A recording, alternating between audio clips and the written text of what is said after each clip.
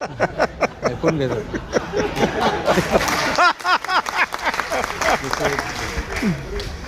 त्यामुळे तुम्ही निश्चिंत होऊन कोणत्याही कविता ऐकवल्या तरी तुम्हाला दाद देईल. आणि बुलढाण्याचे रसिक खरंच असे ते कधीच बुलढाण्यात आलेल्या रसिकाची ओंजळ त्याचं मन कधीच रिकामं परत करत नाही. ते दाद दिल्याशिवाय घरी पाठवत नाही.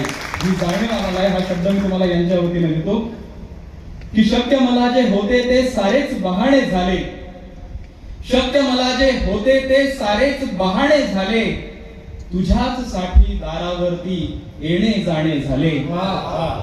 शक्य मला जे होते ते सारेच बहाणे झाले. तुझ्याच साठी दारावरती येणे जाणे झाले. आणि काही वेळे होते ते तर फारच पागल झाले. काही वेळे होते ते तर फारच पागल झाले. जरा शहाणे होते तेही दीड शहाणे झाले. काही वेळे होते ते तर फारच पागल झाले. जरा शहाणे होते तेही दीड शहाणे झाले. आणि तुला हाक देण्याची माझी हिम्मत नव्हती तरीही. तुला हाक देण्याची माझी हिम्मत नव्हती तरीही. तुला हाक देण्याची माझी हिम्मत नव्हती तरीही. तुझ्याच नावावरती माझे किती उखाणे झाले.